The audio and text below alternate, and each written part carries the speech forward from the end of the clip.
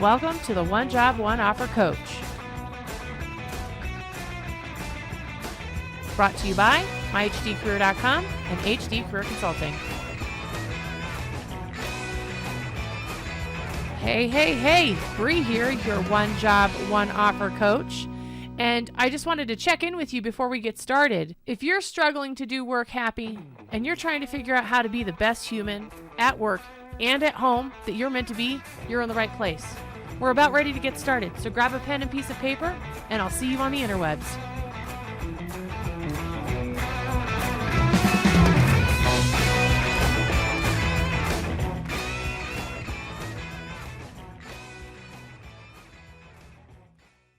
So you hit this link because you are curious. You want to know, what the hell do I mean by one job, one offer, right? And that's a good question, okay? What I mean by the one job, one offer is, well, we're going to talk about that here in a little bit. But first, I want to talk about what it isn't, okay? So when we're doing career, when we first start out doing career search, okay, think high school, okay, we are given a list of resources to help tell us about our personality and maybe what our interests are and maybe even some of our strengths, right? But all of it is so intangible, okay? And really the only way to tackle career development in that first stage, like our first job ever, as a new professional, okay, that's our theme, is we are a new professional, is to get experience doing things that we think we're interested in. That's really the only way to do it in a way that'll help us make an efficient decision, really, on where to go next, okay? So as a new professional, we have a bunch of ideas and we're given a bunch of tools to give us some information about who we are as a person, because maybe we were struggling to articulate that, okay? And keep in mind, all that information is self-informed. So we basically answer those questions about what we think about ourselves, and then it summarizes it to us in like these succinct statements so that we can communicate it to other humans so that we're all dealing with the same variables, okay? But the irony in all of that is that when you start adulting and you have done a couple of jobs, or you might have even have a career under your belt, your first version, because we can have many, we end up as practitioners, for some ridiculous reason, using these same freaking tools, okay? And the truth of the matter is, those tools, for the most part, aren't relevant to us when we're trying to figure out what we're going to do next, if we're getting ready to evaluate or actively pursuing leaving a profession that we're already in, pivoting into a tertiary, or one that's kind of like similar to the existing position we're in. For example, maybe you're a teacher and you want to look at becoming an instructional designer, right? Those same tools can be used, but they're used differently, okay, at different points of the process. When you're an adult career seeker or a job seeker with experience under your belt, you have to do it differently, okay? We are time scarce. Oftentimes we feel resource scarce financially, right? Time and money, both of them cost, and it's like, which one do you have? And we want to get shit done fast, right? Usually, and efficiently. We ain't got time to screw around with all these other different exploratory things. And even when we do those things, I find most often that it confuses the hell out of us. We're like, so what does it mean? How do I use it? How does that apply to what happens in the market, right? They'll take these tests and then they'll come to me and they'll say, this career coach or this career counselor gave me the strengths inventory, the strong strengths inventory. And it says that I have all these strengths. And I'm like, yeah, but what does that tell you about what kind of job you want to look for and what's in the market? It tells you jack diddly squat is what it does. Okay. So you need to use a different tool. And so that's why I have developed the one job, one offer principle or concept, okay? Over the last decade and a half, I kept running into this problem and I started looking at it differently. And through all of my experiences working with hundreds of professionals in higher education and now as a career coach, I now coach this principle ad nauseum. Why? Because we're time and resource scarce, okay? We're trying to answer a different question in our career development process. it is possible that you might be looking like a new professional because you're getting ready to pivot into a career that's like not even tangential to what you're doing. There's that piece too. But for today, what I want you to think about is this new concept of focusing on the one job, one offer. Okay. And so let's get to the meat of it. The 3 components to what is a one job, one offer. The first part of a one job, one offer philosophy or principle is that you're going to lead with what makes you happy first. Okay. And I know there's probably going to be some naysayers on the internet that are going to be like, well, you can't have everything and you can't be happy all the time. You know what? Piss off. Because what I have to say about that is that if my work and the thing it is that I'm doing is making me sick and it doesn't foster my happiness and it doesn't contribute to me being a happy and healthy human in both work and home, then I don't want to do the job. Like I'm not, and I'm not going to do the job. And I don't encourage people to do the job. Why? Just take a look at the statistics on mental health and stress and trauma in the workplace. And that is just one of the many reasons why I say you can kick rocks if you tell me that leading with happy is silly, because it's not. I need to be a happy and healthy human so that I can be the person I need to be at home. And I also need to be a happy and healthy human at work. So I have to lead with what makes me happy. Okay. So a one job, one offer, one of the first core principle is leading with what makes you happy. Okay. In all the career decisions that you make. Okay. If it makes you sick, it is not the job for you.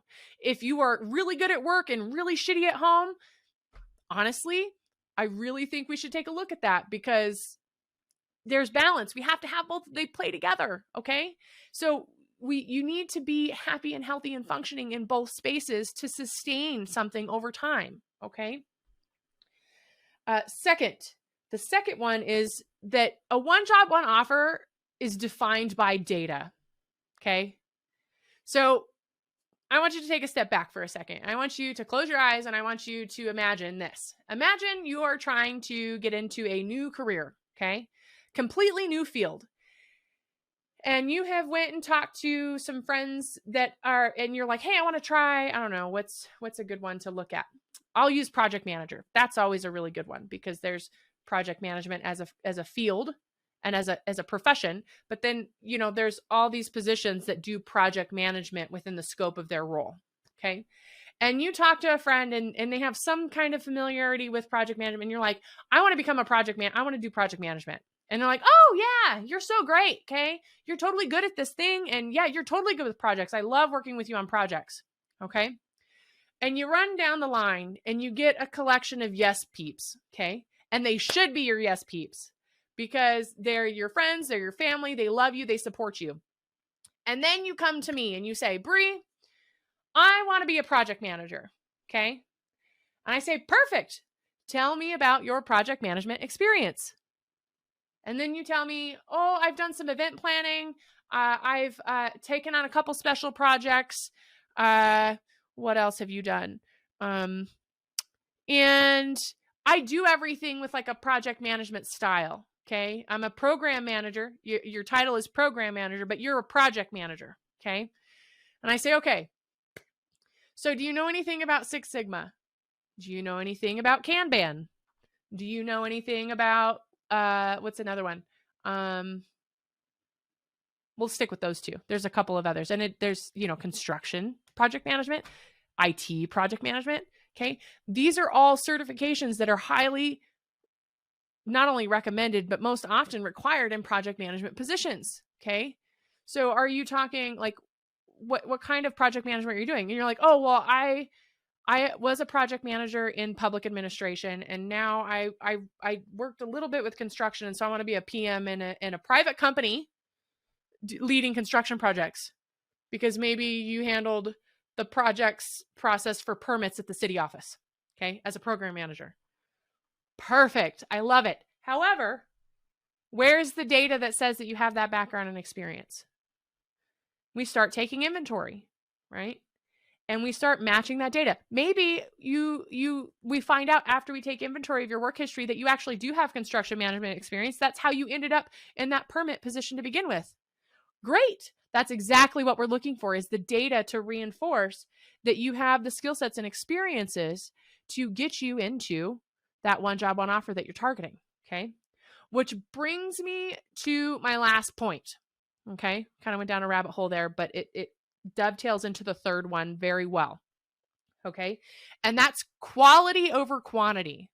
If you noticed, I went through a couple of different project management types, right? Profile types: project management in IT, project management in construction. There's program manager who does project management in the public administration side through administration, right? They are a program manager for a process. Okay.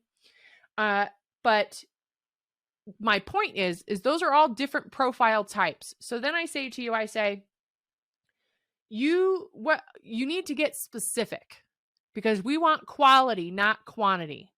We're looking for that one job, one offer profile that we're going to shape your entire search around, right? Why? Because who the hell wants to put in 100 apps to maybe get 1 to 2 contacts back? And legitimately, that's the statistic. Just last year, end of year, they did a 2021 in review on LinkedIn, and they asked recruiters, or asked applicants, how many applications they put in and what their yield was. It was literally between 1 to 3% yield on 100 applications. My clients don't put in hundreds of applications. They put in a few. Now, they may come to me with a list of 100 positions, but then we create a short list of the positions because we're focusing on quality, not quantity. I want you, for a one job, one offer, to be applying for what fits with helping you lead work happy, to be happy in the work that you do, along with being happy at home. I want it to be informed by the data and the experiences that you have. Okay. And we want it to be of quality, not quantity. I don't want you looking at 100 different postings. I want you looking at a few. I want you to be so dialed in that you can look at something and within a few seconds, you know that that's a one job, one offer profile, and that you put in an application and that you are most likely at the top, at the short list, right? Because let's be honest, recruiters are going to get 100 plus applications, and they're going to maybe do a short list of 10% and interview the top 3 to 5%. Okay. And if that doesn't go well, then they'll kick down to their bottom 6 to 10%. Okay. You want to be in that top list. You do not want to be spending your time screwing around on applications and positions that you are never going to hear back because it was a hope, a dream, and a whim. Because you're like, I can do that thing. I understand that you can do that thing. I'm fully confident that you can do that thing. It's not about whether or not you can do it. It's whether or not you can demonstrate the competency, the skills, the knowledge, and the experience to do the job. Okay. So that is what a one job, one offer is. That is what we're looking for. That is our goal. We want to pick things that fit our one job, one offer profile. So without further ado, we are at the end of this video, and I look forward to having more conversation with you on the internet about this one job, one offer concept. If you like what you've heard, please be sure to like, share, and subscribe. I hope you have a great day and you're rocking the hell out of your work happy.